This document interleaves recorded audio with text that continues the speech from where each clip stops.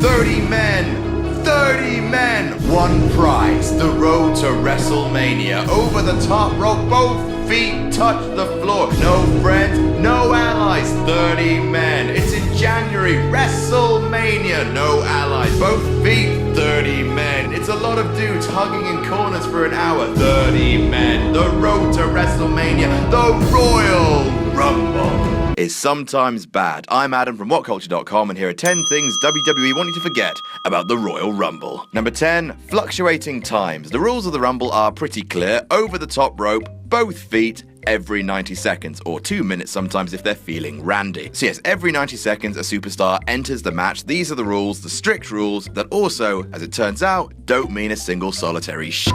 Sometimes the gap between entrants barely scratches a minute, sometimes over 2 minutes passes between countdowns. Look, take it from someone who's seen a Rumble be called live from backstage, they are absolute messes. Sometimes the timing of an entrance doesn't matter, sometimes it has to be a bang-on reaction to a physical cue in the ring, and if the timing is messed up, you shave 20 seconds off the official time. It's fairly common knowledge that the intervals between countdowns are kayfabe, but it's not exactly in WWE's best interest to let you know their steadfast rules are garbage. Speaking of, number 9, the FINLAY DQ nonsense. This did not make one dick of sense. Let me throw it open to you, the kind but intense viewer. Tell me how this works. First off, let me just make it clear that in the Rumble, anything goes. It's no disqualification. You can use weapons, like in 2001. You can start attacking your opponents before your number comes up, like Al Snow did in 2001. Anything goes. It's the 2008 Royal Rumble, and Finlay somehow got himself disqualified. I don't know how he did it. Hornswoggle was in the match, because of course he was. Mark Henry and Viscera were going to attack Hornswoggle because he's in the match, and that's fair. When Finlay ran out ahead of his allotted time, like Al Snow did, remember, and left with Swoggle and didn't come back, leaving the commentators going, what happened? And I don't know.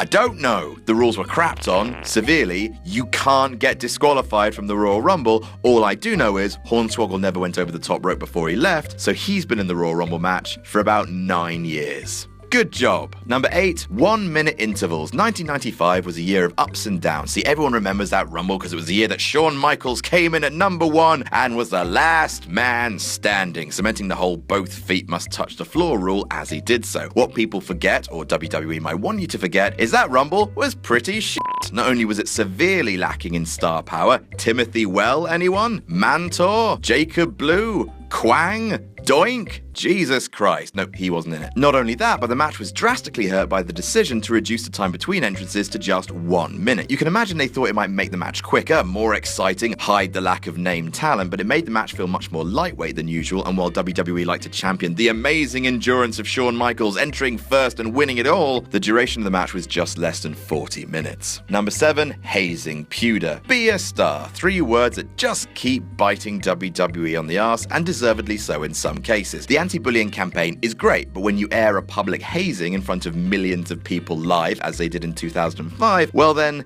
there's a conflict there. Daniel PUDER was a tough enough contestant with a forehead that just didn't quit, who got into boiling hot water when he shoot-fought Kurt Angle on SmackDown and nearly broke the man's arm. Kurt was embarrassed, and PUDER was punished. Severely. Live. He entered the Rumble match third, and in a situation explicitly designed to kick his ass, he was greeted by 3 of the most notorious backstage enforcers in the company. Eddie Guerrero, Chris Benoit, and Hardcore Hollywood soon joined the fray. They chopped his bollocks off for the heat he'd built up backstage, and it's ugly viewing when you go back and watch it. Number 6, actively trolling the fans. Couldn't do this list without mentioning 2015 just a little bit, right? So everyone knows the story. Daniel Bryan eliminated early, Rumble is broken from that point on, Reigns wins, tea and cake. But what the big dubs might want to sweep under the carpet is just how explicitly they were mocking the fans. Daniel Bryan, the fans' dream winner, was eliminated, then out came Goldust with the Tron reading loud and clear, shattered dreams.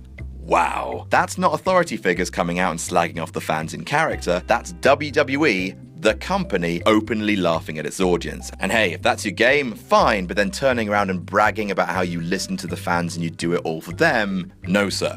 No, sir. Number 5, Alex Riley is accidentally eliminated. A-Rai never really felt like he reached his full potential in WWE. He was a good stooge for The Miz during his WWE Championship run. He was a reasonably good wrestler and talker. He had a good look. He was on commentary in NXT, but it never quite clicked for him, and that might be because of mistakes like this giant pelican. The 2011 Royal Rumble with its 40 competitors, which didn't really work, and Alex Riley was being worked over in the corner by John Cena. Riley was tipped over the top rope, and then whoops, he falls out of sight to the floor, and you can see John reaching out to try and catch him. That's because that wasn't supposed to happen. And hey, in 30 years of the Royal Rumble, it was bound to happen once or twice. Those ropes are slippery. Riley accidentally planted himself in front of refs, so he had to go to the back, and since he was involved in John Cena's big elimination later in the Rumble, that had to be drastically changed on the fly. And of course, that kind of accident, that can happen to the best of them. Number 4, Steve Austin is accidentally eliminated. Even Stone Cold Steve Rattlesnake isn't immune from the odd major up, and the major was certainly in the barracks this time. 1996, and Austin was still going under the moniker The Ringmaster. It was late in the Rumble when he was eliminated by Fatu. Thing is, it just sort of happened in the background. You couldn't really see it. The reason for that was, it wasn't meant to happen. According to Austin himself on his podcast, he was supposed to make it to the Final 4 of the 96 Rumble, but a case of the oily ropes saw to that. He lost his hold and was dumped outside. As he walked to the back, Austin can be seen gesturing at Shawn Michaels that an upcoming spot between the two of them would have to be changed because, well, Big Steve ain't here no more. Number 3, Randy Savage accidentally eliminates himself. Those two were somewhat understandable accidents. People slip, it happens. This one is bloody stupid. Randy Savage has a habit of forgetting the rules of the Royal Rumble match. In 1993, he tried to pin Yokozuna, which led to him being unconvincingly thrown over the top rope, when in actual fact it looks like he just jumped over himself. Well, that may have just been a joke the Office were playing on Savage because the year earlier, in 1992, the Macho Man screwed the pooch in the middle of the match. He was very cross with Jake the Snake Roberts on the outside, and in order to get to him on the outside, Savage took upon himself to jump out of the ring,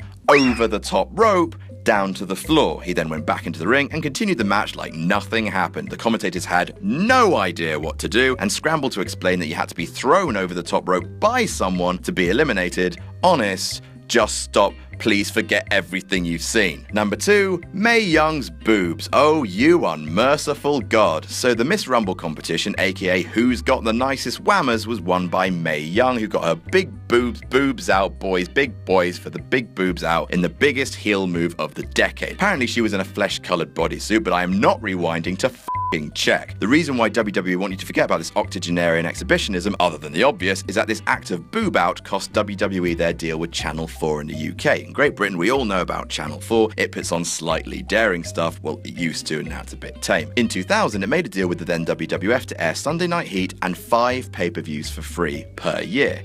Get in! Problem was, Channel 4 saw the bit with Mae Young's boobs and thought, that, put the remaining pay-per-views in the deal on a 50-minute tape delay, editing out adult content themselves, and refused to renew the deal at the end of the year, costing UK fans heaps of free pay-per-views. Thanks, boobs. And number 1, the 2004 Royal Rumble, because it was won by Chris Benoit. And it's a shame. It's such a shame because it was one of the best Royal Rumble performances ever. Seriously, like, you should go back and watch it because it's brilliant, but it's just... well, that's that. And that's our list. Did we miss any out? Tell us about it in the comments. Don't forget to like, share, and subscribe. You can follow me on Twitter here. I'm Adam from WhatCulture.com, and I'll see you soon.